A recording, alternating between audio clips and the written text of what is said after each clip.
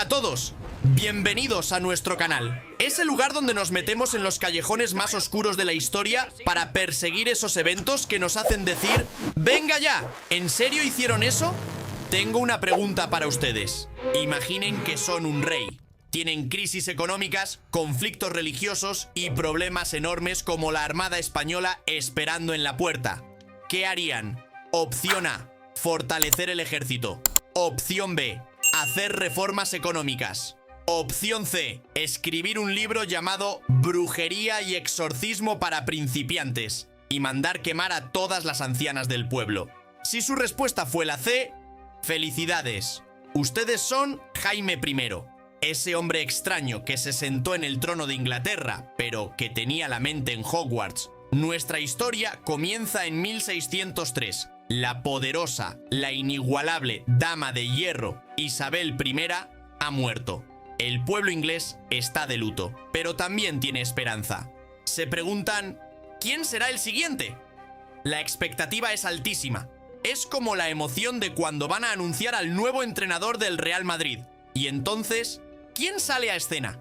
El rey Jaime VI de Escocia, que pasa a ser Jaime I de Inglaterra. Este hombre es tan inadaptado, tan raro y tan peculiar que el cambio se siente como bajarse de un Ferrari para subirse a una carreta con las ruedas pinchadas. La infancia de Jaime es como una de esas películas de trauma que te hacen preguntar ¿por qué vi esto? Su madre fue la famosa María, reina de Escocia. Su padre murió de una forma muy sospechosa. Voló por los aires en una explosión.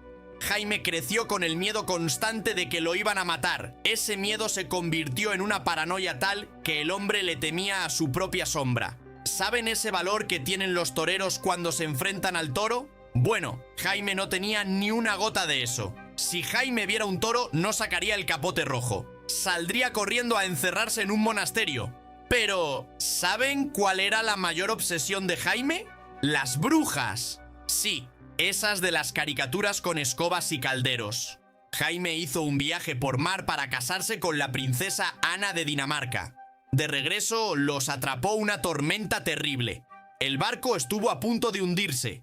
¿Qué diría una persona normal? El clima está mal, es temporada de lluvias. ¿Pero qué dijo Jaime? Esta tormenta la provocaron las brujas escocesas, porque el diablo odia a un rey tan santo como yo. Miren el ego de este hombre. Como si el diablo no tuviera nada mejor que hacer que sacudir el barquito de Jaime de un lado a otro. Después de esto, Jaime funda el primer equipo de cazafantasmas de la historia. Pero lo gracioso es que el equipo era solo él. En cuanto volvió a Escocia, inició los juicios de brujas de North Berwick. Torturó a cientos de personas inocentes, acusándolas de provocar la tormenta solo porque recogían hierbas medicinales o tenían gatos. Amigos, ni siquiera la Inquisición española quemaba gente por razones tan absurdas. Fue algo realmente cruel.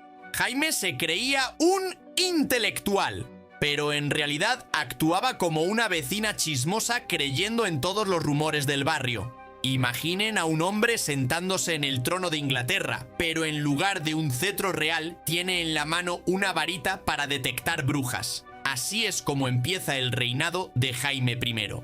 La obsesión de Jaime por las brujas no era solo un pasatiempo. El hombre convirtió esto en una carrera académica. Si en esa época hubieran existido cursos del tema, seguro que él habría sido el primer alumno. Se sentó y escribió un libro llamado Daemonology. Sí, escucharon bien. Un rey, en lugar de gobernar el estado, escribió un manual sobre cómo se crean los hombres lobo, cómo vuelan las brujas en escoba o cómo hacer un pacto con el diablo. Este libro era como el Harry Potter de su tiempo, pero desgraciadamente no era ficción. Jaime creía en esto a muerte. Las cosas que cuenta en el libro son tan absurdas que hasta el Don Quijote de Cervantes parecería una persona lógica a su lado. Según Jaime, para provocar tormentas en el mar, las brujas bautizaban a un gato y lo tiraban al agua, o hacían muñecos de cera y los pinchaban con agujas para herir al rey. Jaime repartió este libro al pueblo y dijo: miren, yo soy el experto aquí, soy el enemigo número 1 del diablo. se veía a sí mismo como el comisario jefe de Dios en la tierra. Pero lo cómico es que el físico de Jaime era todo lo contrario a esa imagen de guerrero supremo. Los historiadores cuentan que tenía la lengua demasiado grande para su boca. Por eso, al hablar, escupía constantemente. Imaginen que si hablaban con él, su cara quedaba lavada con cada palabra. Y cuando bebía algo, la mitad se le caía encima. Además, al caminar se le enredaban las piernas. O sea, uno espera encontrarse con una figura tipo Thor, pero en realidad se encuentra con una versión de Mr. Bean, con corona. Él mismo hacía de juez en los tribunales. Agarraba a una pobre mujer y le preguntaba: a ver, dime, ¿qué te dijo el diablo sobre mí? Las mujeres, muertas de miedo y sin saber qué decir, probablemente contestaban: dijo que usted es muy guapo, señor. Claro, lo decían porque no querían ser quemadas en la hoguera. Yo tampoco querría. Pero Jaime gritaba: ¡mientes! ¡El diablo me odia! Intentar hablar con lógica con este hombre era tan imposible como decirle a un español que la siesta es innecesaria. Esta caza de brujas creció tanto que hasta Shakespeare se vio afectado. ¿Ubican a las 3 brujas de la famosa obra Macbeth? ¿Esas que dicen el conjuro y revuelven el caldero? Pues Shakespeare las añadió a la obra solo para quedar bien con el rey Jaime. Imaginen eso. El dramaturgo más grande del mundo cambiando su guión por la fobia ridícula del rey, pensando: cuidado que el rey nos enfade, agreguemos 2 escobas voladoras y una pata de rana por aquí. Seguramente, mientras Jaime veía esas escenas en el teatro, le daba codazos a los de al lado diciendo: ¿vieron? Yo se los dije, es exactamente así. Pero el único problema de Jaime no eran las brujas, también estaban los católicos. En esa época, Inglaterra era un barril de pólvora religioso, y el 5 de noviembre de 1605 ese barril estuvo a punto de estallar de verdad. Hablo de la famosa conspiración de la pólvora y del caso de Guy Fawkes. Guy Fawkes y sus amigos colocaron toneladas de pólvora bajo el edificio del Parlamento. El plan era hacer volar por los aires al rey Jaime y a todo el gobierno. La idea era simple. Jaime abre la sesión del Parlamento y ¡boom! Lluvia de reyes en el cielo. Pero atraparon a Guy Fawkes en el último segundo. Por cierto, a los españoles les sonará este nombre, porque Fawkes había servido como mercenario en el ejército español. ¿Y qué creen que hizo Jaime cuando se enteró de este intento de asesinato? Pues perdió la cabeza del miedo. Si ya era paranoico con esto, desbloqueó un nuevo nivel. Después de este evento, Jaime lanzó la moda más extraña de la historia: la ropa a prueba de puñetazos. Tenía tanto miedo de que alguien lo apuñalara que mandó rellenar su ropa con capas y capas de algodón y lana. Dejó de parecer un humano normal y se convirtió en una inmensa almohada andante. En pleno verano, con Londres ardiendo de calor, Jaime sudaba la gota gorda dentro de toda esa lana. Iba por ahí caminando como si fuera un blanco fácil en la mismísima tomatina. Era tan grueso que, si alguien chocaba con él en el palacio, sonaba un ¡puf! Atarse los cordones era física y científicamente imposible. De hecho, ni se los ataba. Esta apariencia de Jaime era una pesadilla para los pintores de la corte. Querían pintarlo majestuoso, pero tenían delante a algo parecido al muñeco de Michelin. Le decían: «Señor, ¿podría ponerse de lado?» «No, así no». «¿Podría meter la barriga?» «Imposible, porque no es barriga, es lana». La paranoia no se quedó solo en la ropa. Todas las noches los soldados tenían que mirar debajo de su cama. Otros tenían que probar su comida antes que él. Incluso llegó a pedir que alguien lo vigilara en su habitación mientras dormía. Pero si el vigilante roncaba, Jaime se despertaba gritando: «¡Un asesino!». Guy Fawkes no logró matar a Jaime, pero destruyó su salud mental por completo. Jaime ya no era solo un rey, era una figura atrapada en su propio mundo. Bañado en sudor, mirando siempre por encima del hombro y asustado de las sombras. Ni en el drama español más intenso verían un miedo tan exagerado. La gran ironía de Jaime era esta: se veía a sí mismo como el representante de Dios en la tierra. Según él, era una especie de subdios. No tenía que rendir cuentas a nadie. ¿Quién se creía que era el Parlamento para decirle qué hacer?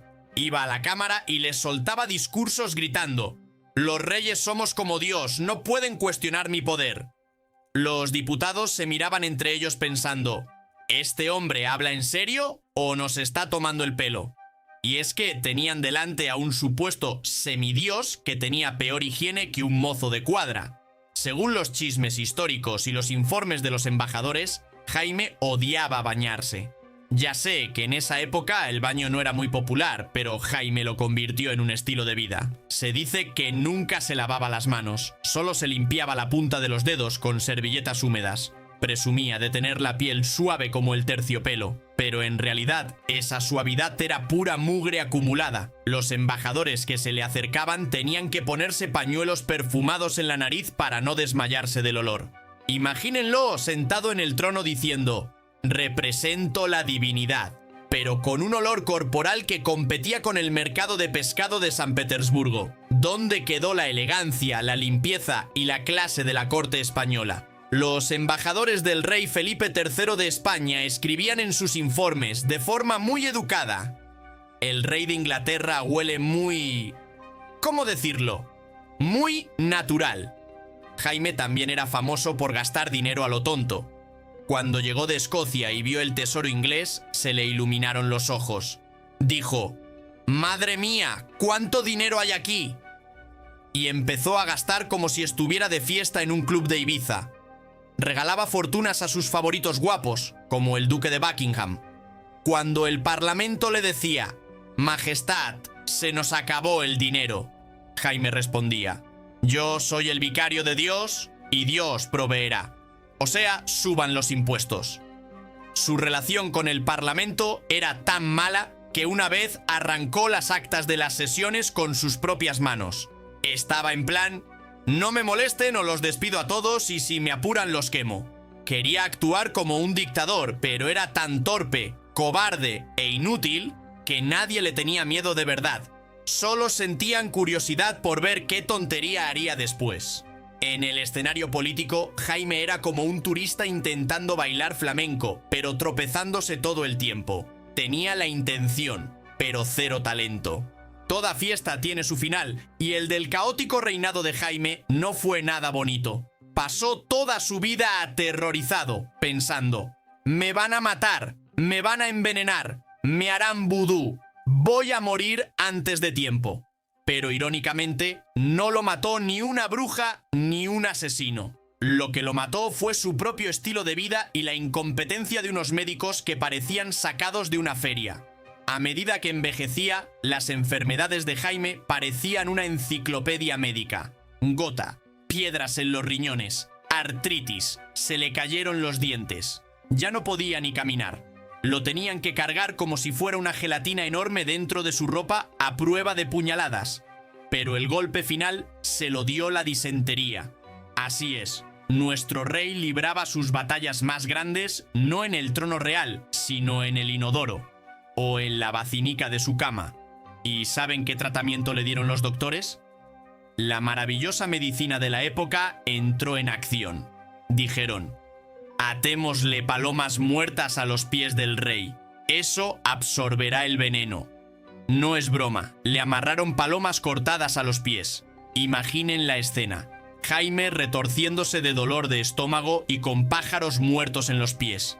Miren en qué acabó el autoproclamado representante de Dios. Ni en las comedias españolas más locas se escribiría una escena de muerte tan absurda. En sus últimos momentos, su favorito, el duque de Buckingham, estaba a su lado. Pero dicen las malas lenguas que Buckingham y su madre le dieron unos polvos extraños para que se curara.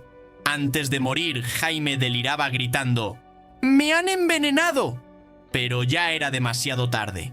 En marzo de 1625, Jaime I, conocido como el tonto más sabio de la cristiandad, se despidió de este mundo rodeado de suciedad, enfermedad y miedo. Incluso su funeral fue un desastre. El cuerpo olía tan mal, y eso que ya olía mal en vida, que se dieron prisa por cerrar el ataúd. Pero no cerraba bien y... bueno, empezó a tener fugas. No entraré en detalles asquerosos para no quitarles el hambre. Al final, Las brujas a las que tanto temía no lo atraparon. Guy Fawkes no lo hizo volar por los aires. Fue víctima de sus propios miedos y sus malos hábitos. Entonces, ¿qué aprendimos hoy de Jaime I? Primero, en lugar de perseguir brujas, mejor ocúpense de arreglar la economía. Segundo, si se hacen llamar representante de Dios, por favor, báñense al menos una vez a la semana. Y lo más importante, las almohadas de lana pueden protegerte de los cuchillos, pero no te protegen de las burlas de la historia. Esta fue la tragicómica historia del primer rey escocés de Inglaterra.